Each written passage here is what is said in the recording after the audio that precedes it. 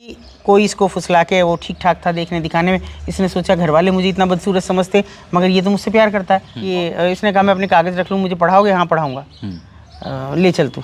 और लेके आके वो दिल्ली ले आया और यहाँ ला के बेच दिया। यहाँ भी शायद उसे कोई अच्छी रकम उसे मिली नहीं और रखनी उसको थी नहीं, वो तो एक बार छोड़ के गया तो लौटा ही नहीं। किसी भी इंसान को जब पैदा होता है तो उसे या तो गोरा होता है या फिर काला होता है, लेकिन ये रंग हमें कई बार नस्ल भेद की तरफ भी लेके जाते हैं। कई लोग ऐसे होते हैं, इन रंगों की वजह से हमें कम प्यार मिलता है, कई बार ऐसा होता है हमें ज़्यादा भी प्यार मिल जाता है। एक लड़की की कहानी, वो लड़की थोड़ी सांवली थी, उसके चेहरे पर कुछ अजीब से दाग थे, जैसे चेचक के दाग हुआ करते थे एक दौर में, तो ऐसे ही दाग हुआ करते थे। लेकिन उस लड़की पर उतना ध्यान परिवार, रिश्तेदार या आसपास के लोग देते नहीं थे जितने के वो हकदार थी। ऐसी स्थिति में उसकी ज़िंदगी में एक ऐसा व्यक्ति आता है, उससे वो ज़रूरत से ज़्यादा प्यार देने लगता है, उससे ज़रूरत से ज़्यादा उसका ख्याल रखने लगता है।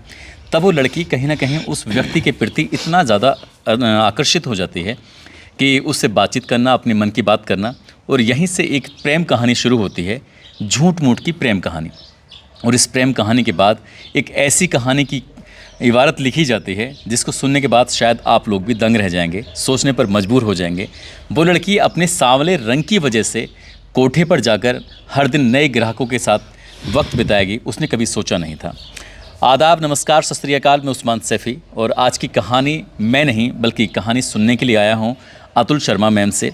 और अतुल शर्मा मैम के पास कितनी किस्से कहानियाँ हैं जो आपको हमेशा हर बार पसंद आते रहे हैं। तो मैम से मैंने बातचीत की कि मैम आज एक और कहानी आप सुनाइए। तो मैम आपका फिर से स्वागत है। नमस्कार। और आपने जिस बातचीत में अभी बताया था कि वो कहानी महाराष्ट्र से चलती है और महाराष्ट्र पर जाकर ख़त्म हो जाती है, बिल्कुल। तो उसके पीछे का क्या कारण, क्या रीज़न रहा है? मतलब अगर हम शुरू से बात जब करें। मैं उस लड़की से पहली बार मिली तो मुश्किल से उसके 18-19 साल उम्र रही होगी। चेहरे पे लुनाई तो थी किशोरावस्था की, लेकिन कहीं से भी उस धंधे के लायक नहीं थी वो। मतलब खूबसूरत नहीं थी, मुंह पे चेचक के दाग थे, रंग भी सांवला था और कशिश भी नहीं थी चेहरे पे जैसे होती है। तो मैंने एक बार उसकी मालकिन से पूछा कि इसको कौन बेच गया और कैसे तूने खरीद लिया? बोले दीदी कभी कभी ऐसे भी मिल जाती हैं, तो ये भी कुछ तो कमा के देगी। उसके लिए तो वो भी शक्ल था। खैर मुझे उससे हमेशा ये रहता कि अजीब इस लड़की है। अच्छा, उससे ना बात करने से मुझे कोई रोकता नहीं था। अच्छा। क्योंकि वो ये शायद जान रही थी कि ना तो ये कहीं जा पाएगी अब, क्योंकि प्रेमी बेच के गया था तो कहीं जाने की स्थिति में भी नहीं है, और इतनी दूर उसको ये भी नहीं पता मेरठ कहाँ और महाराष्ट्र कहाँ। तो ऐसी बातचीत में एक दिन उसने कहा कि मैंने हाई स्कूल कर रखा है। मैंने कहा अगर तुम कुछ करना चाहो तो मैं तुम्हारे लिए कर सकती हूँ थोड़ा। कह रही कर लो। मैंने कहा कागज़ मिल सकते हैं तुम्हारे? कह रही कागज़ तो मैं लाई थी साथ में हाई स्कूल, जब वहाँ से भागी थी तो मैंने रख लिए थे कि कहीं आगे पढ़ लूँगी या कुछ कर लूँगी। इसने वायदा किया था मुझे कि पढ़ लेना। तो हाई स्कूल की मार्कशीट थी उसके पास, लेकिन वही था कि फिर ना कोई, उस समय आधार कार्ड तो होते नहीं थे, ना वोटर कार्ड था, ना कोई और पहचान की कोई चीज़ नहीं थी। तो मैंने आंगनवाड़ी के लिए बहुत कोशिश की, मगर मैं सफल नहीं हो पाई। फॉर्म वॉर्म भर के दिया भी, मगर उसमें कोई सफलता मिल नहीं पाई हमें। ऐसी बातचीत होती रहती थी। एक दिन मुझे लगा कि ये शायद पेट से है। मैम इसकी यहाँ पर आने से पहले क्या हम उसके जहाँ से उसकी शुरुआत हुई, जहाँ से वो चली थी, उस पर बात करें कि आखिरकार कैसे वहाँ से निकली वो? बिल्कुल। असल में family lower middle class family थी, बस हैंड टू माउथ थे, कोई ज़्यादा बहुत पैसा वैसा नहीं था।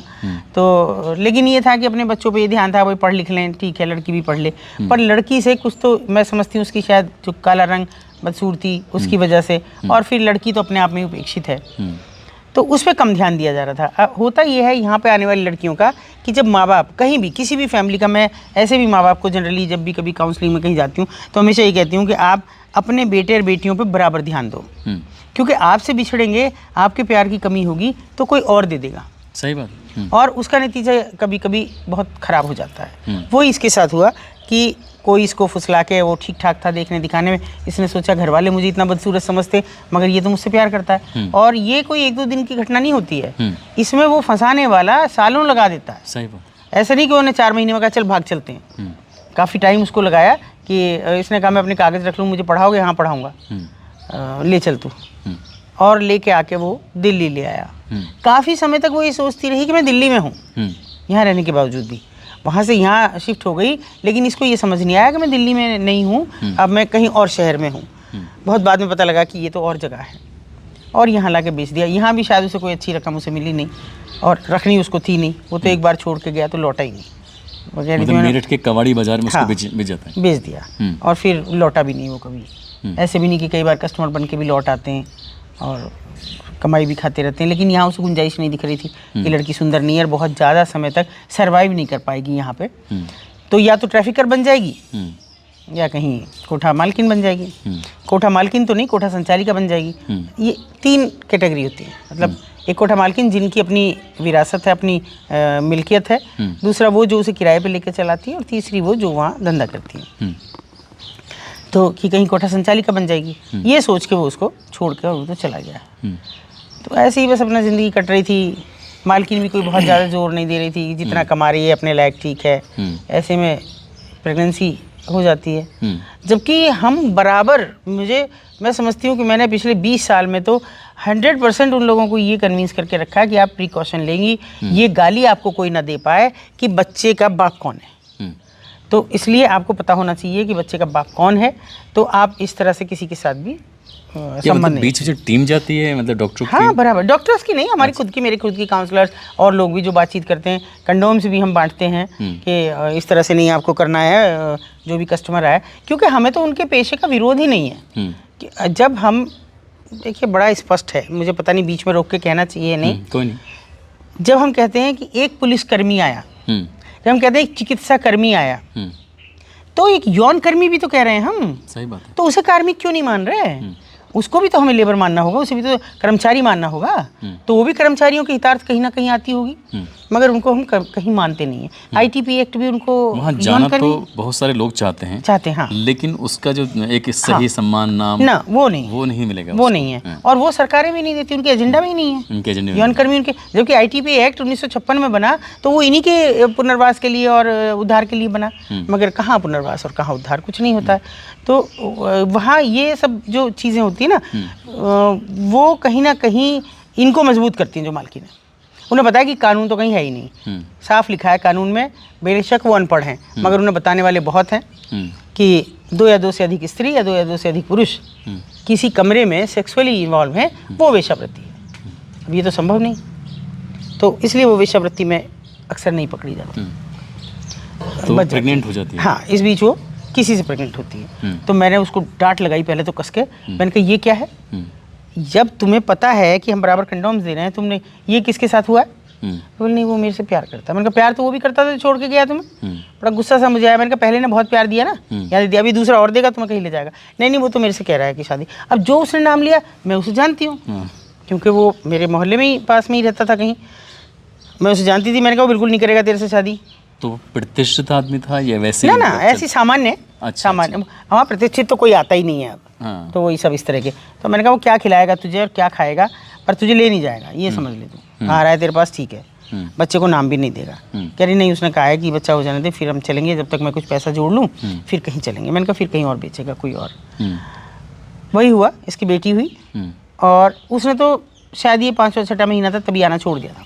अच्छा। वो आना बंद हो गया। उसने मुझसे बहुत कहा दीदी आप तो जानती हो, उसे बुलवा दो, उसे बुलवा दो। मैंने कहा मैं नहीं बुलवाऊंगी, मैं बिल्कुल उससे कहने नहीं जाऊंगी कि वो तुझे बुला रही है।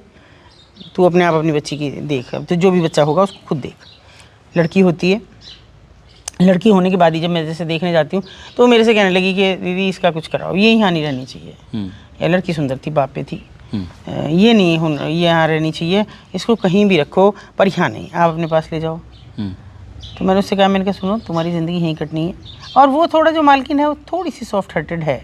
सॉफ्ट तो उसके साथ पहले से हाँ, थी। पहले से ही थी क्योंकि उससे बहुत उम्मीद नहीं थी, उसके रंग की वजह से। हाँ, बस वो तो ये था कि उनके घर झाड़ू पोछा भी कर रही थी वहाँ उस कमरों पे, उनका खाना भी बना के दे रही थी। वैसे तो बाहर से आता है, लेकिन चाय पानी कुछ बनानी हो तो वो बना के दे रही थी। फायदा नहीं था, हाँ, नुकसान भी नहीं था, नुकसान भी नहीं था। तो सभी काम, और इतनी शांत थी कि किसी को कभी तू भी नहीं कहती थी। वो तो गंदी गंदी गालियाँ दे के लड़ती हैं एक दूसरे से, सब सीख जाती हैं वहाँ जाने के बाद। और वैसे भी वो घर से हारी हुई थी बहुत ज़्यादा, और प्रेमी से, इसलिए उसे लगा कि शायद घर से हार चुकी, प्रेमी से हार चुकी, तो अब कहाँ जाएगी, अब कहाँ जाऊँगी। तो ये सब था उसके। अब तो बस उसने मुझे कितनी, मतलब मुझे एक तरह से बिल्कुल जलील करके कहा, बस ऐसे ही दम भरती हो, लड़कियां निकालती हो। एक छोटी सी बच्ची की बात आई तो इसको नहीं। तो महाराष्ट्र इनपुट था उसकी बातचीत में। तो मैंने कहा बेटा बात ये नहीं है, कि मैं इसको ले जाऊं ना ले जाऊं, ये अलग बात है। कानूनी बहुत सारे दाव पेच हैं, मैं रख नहीं सकती। तुमको गोदनामा देना पड़ेगा, गोदनामे के लिए तुमको इतनी सारी चक्कर काटने पड़ेंगे, कागज़ नहीं है तुम्हारे पास, तो मैं कैसे ले सकती हूँ। तो फिर मैंने कहा अब तुम मेरी सुनो, इसे होने दो 3 साल की, इसका एडमिशन कराओ, यहीं रखो और इसे बार बार बताओ इसका बाप कौन है। बोली ना मैं नहीं बताऊँगी इसे, मैं इसे कभी नहीं बताऊँगी इसका बाप कौन है, और ना उसे अगर वो कभी आया भी तो मैं इसे मिलने नहीं दूँ। अब मुझे डाउट हुआ, मैंने कहा ये तूने कैसे कहा कि मैं मिलने नहीं दूंगी, और कभी आया तो इसका मतलब वो आ रहा है तेरे पास। उसने गर्दन झुका ली, मैंने कहा आ रहा है ना, अरे हाँ। मैंने कहा फिर लड़की को देख के भी उसका मन वो नहीं, बोले मैंने दिखाई नहीं लड़की तो। अच्छा, उसको पता भी नहीं है? नहीं पता कि भाई इसका बच्चा हुआ। अच्छा। बच्चा होने के बाद वो देखने आया, वो बताया था आपने? हाँ देखने आया। उसने कहा मैंने नहीं दिखाई इसको। उसने बहुत कहा एक बार दिखा दे, लेके चल, दिखा भी दूंगी और रहूंगी तेरे साथ, कहीं भी अलग ले ले, मैं घर में रहने को नहीं कह रही तेरे, पर चल।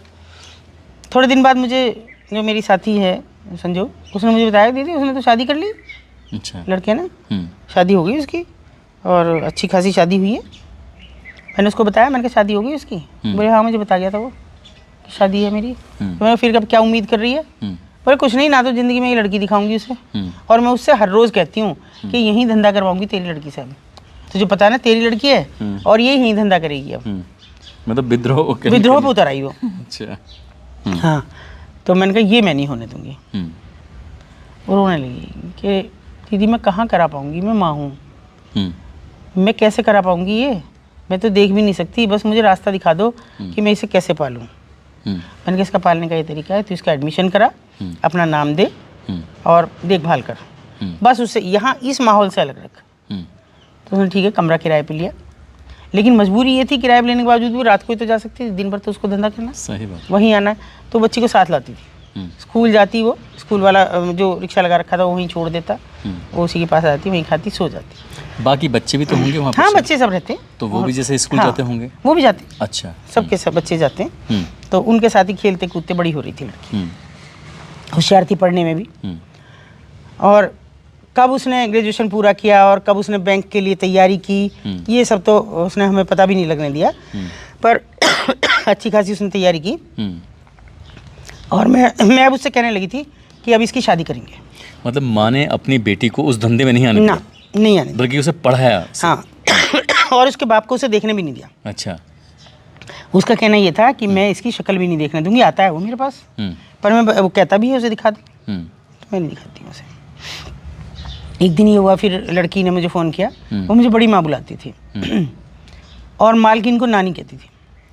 मालकिन को नानी, आपको बड़ी माँ? मुझे बड़ी माँ तो माँ थी, माँ थी। हाँ। तो उसने एक दिन मुझे कहा कि बड़ी प्यारी सी बच्ची थी, कद तो उसका छोटा सा ही था, बड़ी माँ बहुत ज़रूरी बात है, आ जाओ। मैंने कहा घर पे आऊँ तेरे? नहीं बाज़ार में ही हूँ, आ जाओ। मैंने बाज़ार से नफरत करना बच्चों को कभी नहीं सिखाया। अच्छा। मैंने हमेशा जो बच्चे वहाँ पढ़ रहे थे उनके सिखाया इस माँ की सम्मान करो, ये अपने आप को बेच के तुम्हें पढ़ा रही है, ताकि तुम यहाँ ना हो। हर बच्चे को समझाया, चाहे वो लड़का हो या लड़की हो। मैं वहाँ गई, बड़ी खुश थी, बोली मैं मम्मी को नानी को लेके जा रही हूँ।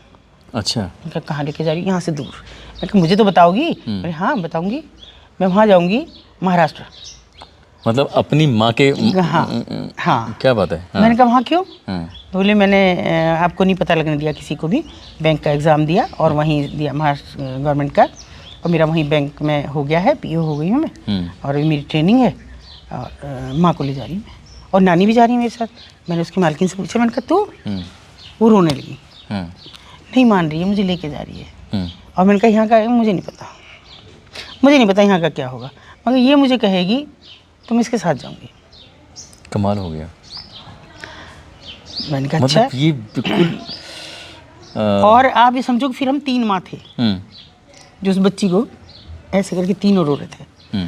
तो मैंने कहा बेटा तूने अपना प्रण निभाया, रोती रही। बड़ी माँ आपने ही तो कहा था कि अपनी माँ को निकाल देना इसी दलदल से। एक दिन मैंने खाली निकालूंगी नहीं, मैंने इनके घर लेके जाऊंगी, मैं अपनी नानी से मिलवाऊंगी, अगर हुई तो मामाओं से मिलवाऊंगी। और मैंने कहा अगर उन्होंने पूछा तेरे पापा, तो उन्होंने कहा मर गए। हाँ, 100 बहाने, विधवा है मेरी माँ, बचने की 100 बहाने। और फिर उसने एक बात की, क्योंकि समाज के इतने थपेड़े लगते हैं इन बच्चों को, ये समय से पहले समझदार हो जाते हैं। तो उसने कहा कि बड़ी माँ ये जब वो मुझे देखेंगे मैं बैंक में पीओ हूँ, तो उनको भी तो ये लगेगा कि मैं ठीक हूँ, तो फिर वो माँ के प्रति गलत नहीं सोच पाएंगे ना। तो मैं माँ को वहाँ लेके जा रही हूँ। और फिर मैंने कहा नानी को, नानी ने तो इतना, नानी साथ नहीं देती तो मैं आज कुछ होती नहीं। ये कितने साल पुरानी बात है? ये है 17 में हुआ है उसकी पोस्टिंग, 2017 में। 17 में पोस्टिंग हुई है उसकी। फिर तो आपकी बातचीत भी होती है? हाँ होती है। तो उसके बाद वो मैं ना सबको वहाँ समझाती हूँ एक बात कि मान लो कोई जा रहा है, मैं जब चलती थी वहाँ से तो जिनसे भी मैं बात करती थी मैं ये कह के चलती थी, अच्छा मैं आती हूँ, फिर ऐसे कह के मैं चलती हूँ। तो एक दिन मुझे किसी ने टोका, अभी तो जा ही रही हो, ये क्यों कहती हो कि आती हूँ?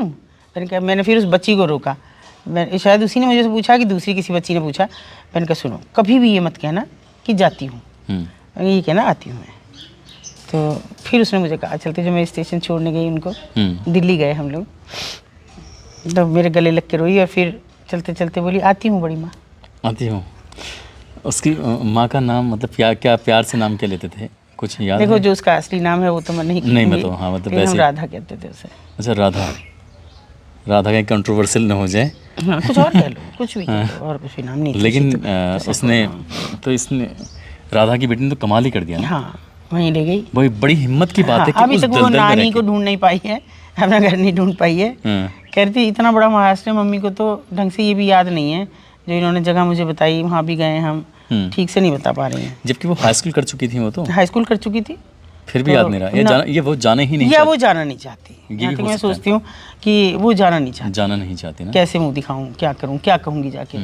और इतने दिन के बाद मैं समझती हूँ शायद एक दूरी भी आ गई मन में कि किसी ने खोजा नहीं, या बहुत सी चीज़ें ऐसी हो जाती हैं। तो बस वो अपनी बेटी के साथ खुश है और नानी भी खुश है उसकी। अभी हैं सब, मतलब परिवार ठीक ठाक है? सब ठीक ठाक है। तो आराम से शादी वादी होगी अब तक? अभी नहीं, शादी नहीं हुई। अच्छा। अभी नहीं कर रही वो। वैसे तो वो मना ही करती है शादी के लिए, और वो कहती है बड़ी मैं शादी में क्यों नहीं आओगी, शादी करूँगी तो आपको पता नहीं। मैं पूछती हूँ शादी वादी कर ली? नहीं, शादी करूँगी तो आपको पता नहीं लगेगा क्या? ये जो फिल्में बनती हैं वो रियल घटनाओं पर आधारित होती हैं। ये वाकई कितनी अपने आप में कितनी सुखद कहानी है, जिसका एंड कितना बेहतरीन है ये आप कल्पना नहीं कर सकते। मेरे तो एकदम से रोंगटे से खड़े हो गए सुन के कि एक लड़की जिसने हाई स्कूल किया है, उसकी अपनी कम सुंदरता की वजह से घर में प्यार नहीं मिल रहा है। एक अचानक से एक अनजान व्यक्ति आता है, उसको प्यार का थोड़ा नाटक करता है, उसके बाद फिर उसे लेके आता है, बेच देता है। लेकिन जहाँ पर रहती है उस जगह पर भी उसको प्यार मिलता है। अब अच्छे लोगों के बीच में, मतलब जगह खराब थी, लोग अच्छे मिले उसे बाद में। अब बेटी बैंक में अफसर है, और ना केवल उस अफसर बेटी ने अपनी माँ को बचाया, बल्कि जिस माँ की वजह से उसे प्यार मिला, जिसे बड़ी माँ बोलती थी ना, उस बड़ी माँ को भी साथ लेके गई। और जिंदगी उसको नानी बोलती थी, बड़ी माँ मुझे नानी बोलती थी। नानी को भी अपने साथ ले गई, अपनी माँ को भी साथ ले गई। महाराष्ट्र के किसी बैंक में वो आज अफसर है।